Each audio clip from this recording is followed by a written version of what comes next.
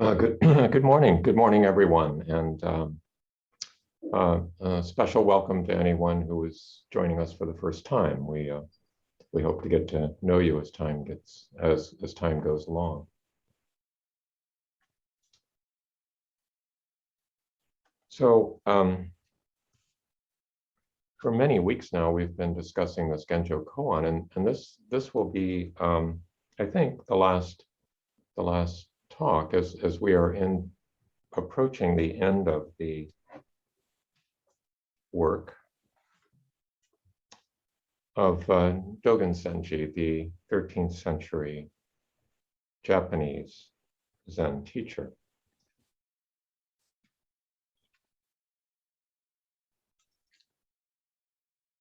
And I think this final portion of the Genjo Koan reinforces everything that precedes it.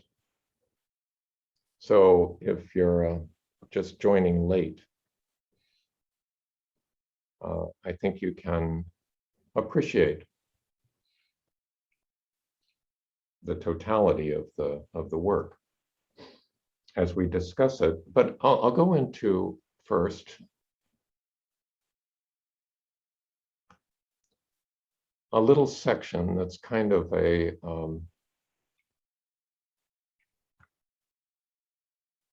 transition.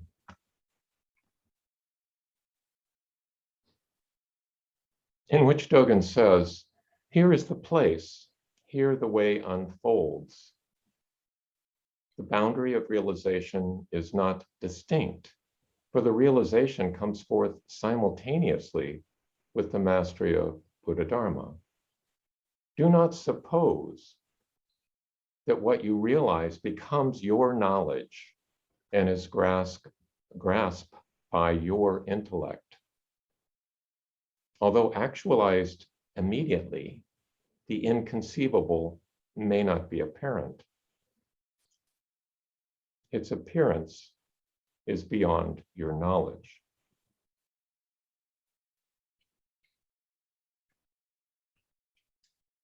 So this is a theme that's been developed previously in other passages of the Genjo Koan.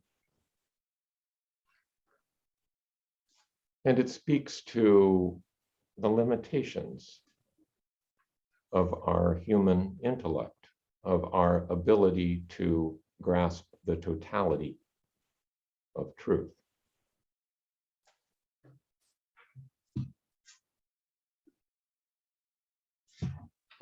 And that the realization really comes forth with the practice, the mastery of Buddha Dharma. And do not suppose that in doing so, you'll fully understand everything and you're done.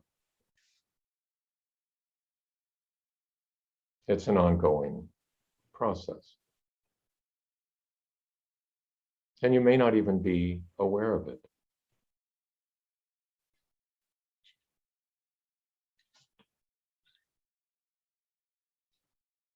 So Dogen moves from that passage into a Zen story. These Zen stories, or so-called koans,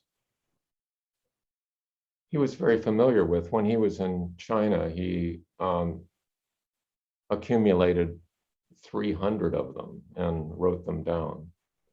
So all of the common Zen stories that we may be familiar with, Dogen was well aware of as well. So he ends with a Zen story. But I think before I get into that particular story, I'd like to insert another Zen story for contrast. And this is one that you may be familiar with or maybe not. As is often the case, there is a monk interacting with a teacher or a Zen master. And there's a short dialogue between the two of them. In this case, the Zen master is Dongshan, who lived in the 9th century. And a monk said to Dongshan, "Cold and heat descend upon us. How can we avoid them?" And Dongshan said, "Why don't you go where there is no cold or heat?" The monk said, "Where is the place where there is no cold or heat?" Dongshan said, "When it's cold, let the cold kill you. When it's hot, let the heat kill you."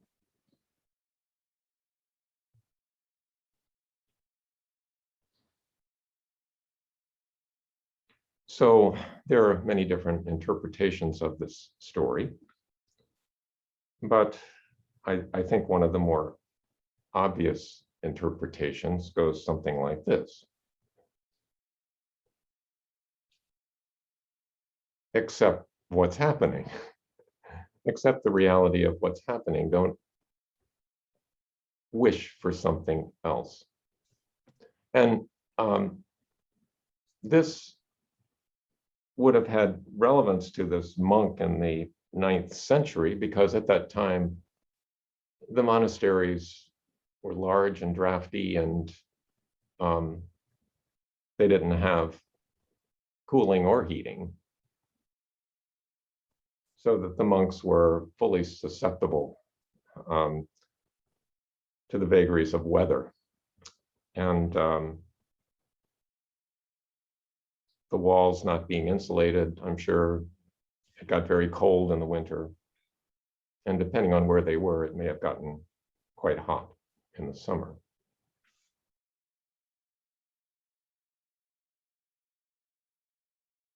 So Dongshan said, when it's cold, let the cold kill you. And when it's hot, let the heat kill you. You being the desire for things to be other than they are. So one could interpret this as kind of classic Stoic philosophy. Just accept the reality that's given.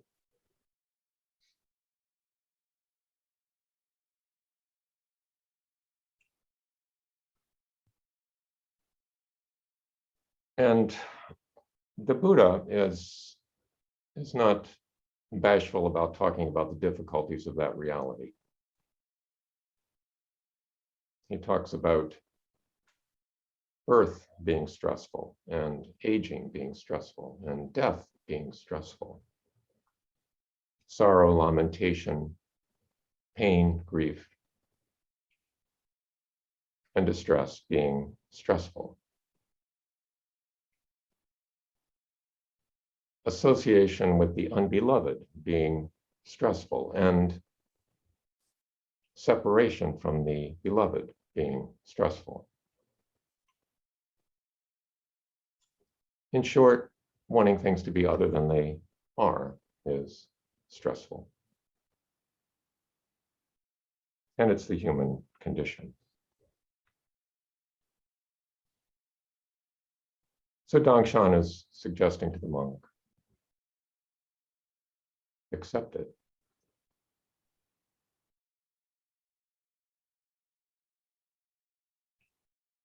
So that's one story.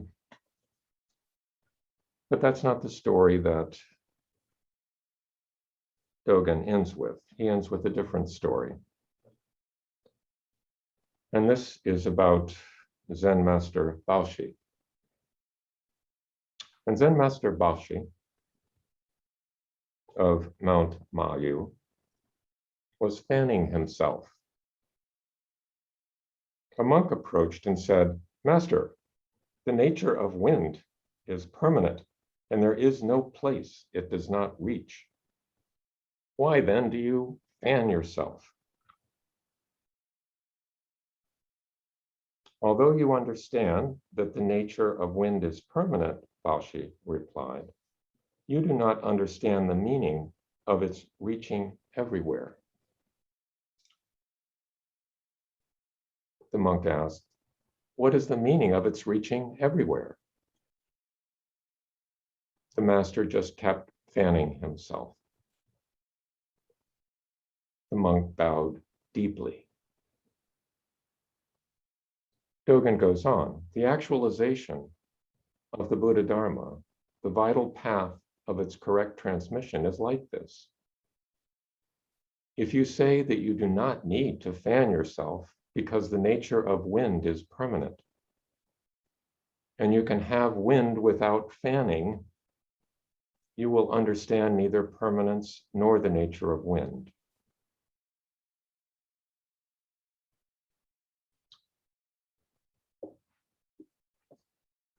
So this seems like an unlikely story, but I think often at that time it was customary for monks and teachers to interact speaking symbolically. And here, at least according to Tanahashi, who left notes about this little section, wind refers to Buddha nature.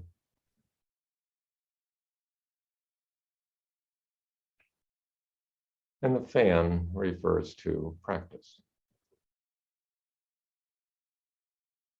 So when the monk asks, Buddha nature is everywhere. The wind is all pervasive. It's moving all the time. Why do you need to use a fan?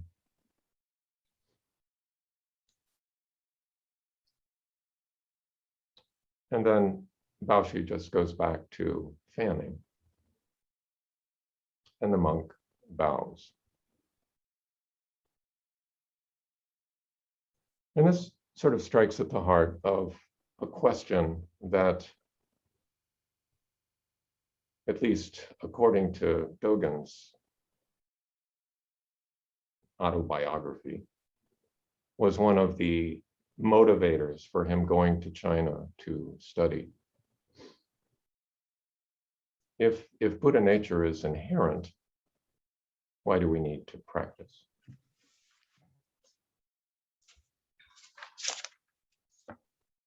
So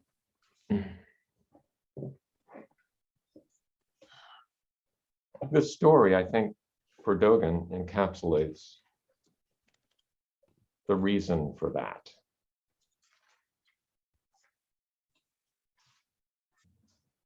That yes, there's air around all the time and it's moving, but if you're hot and you have a fan, use it.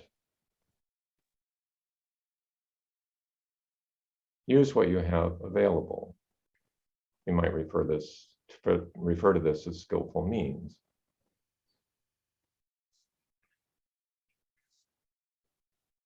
And the monk, recognizing the lesson,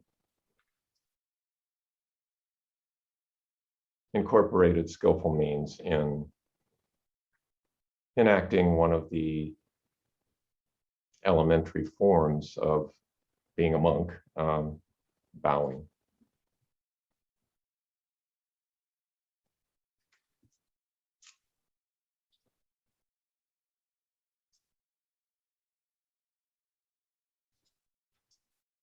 So Dogen is encouraging us here to enter the fray, to play one's part. If you have the means of addressing the problem at hand, and there's always a problem at hand, it seems like, if you have the resource to deal with that, do it. Take that opportunity.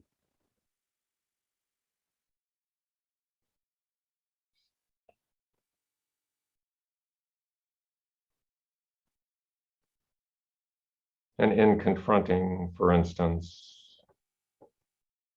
fear and you have the resource to bring about reassurance, do that. And if you confront anger, then you have the resource to bring about patience, do that.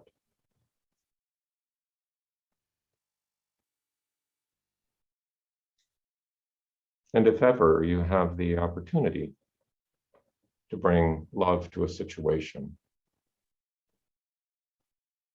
don't miss that opportunity.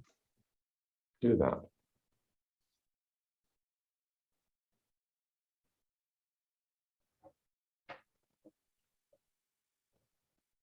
And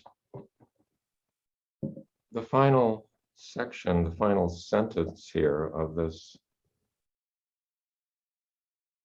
Genjo Koan reads like this: the nature of wind is permanent. Because of that, the wind of the Buddha's house brings forth the gold of the earth and makes fragrant the cream of the long river. And then at the end he says, written in mid-autumn, the first year of 1233, he would have been 33 years of age, and given to my lay student, Koshu Yo of Kushu Island.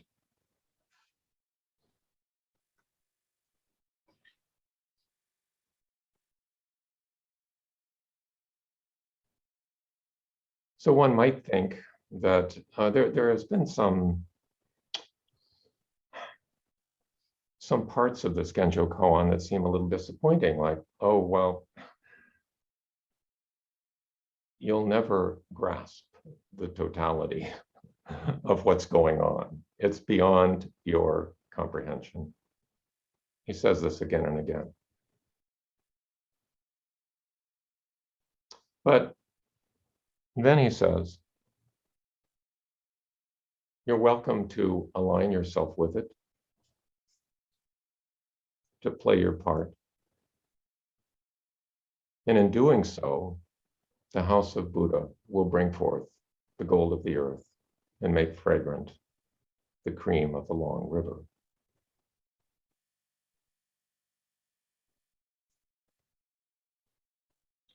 So I think both of these stories, they may seem to contradict one another, but I think they complement one another. Yes, there are situations where one just has to accept. And there are other situations where one is invited to do what one can.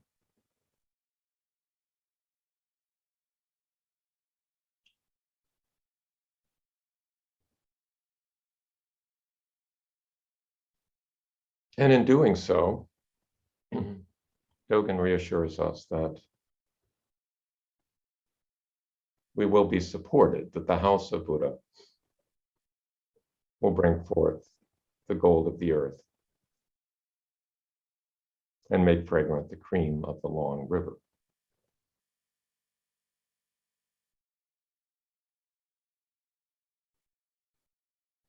So that's the end of some of my comments on the Genjo Koan. I hope that parts of it anyway have resonated with you. And I would be interested if there are any things that did resonate from these stories or the preceding discussions. Any ways in which we might apply this to our current situation.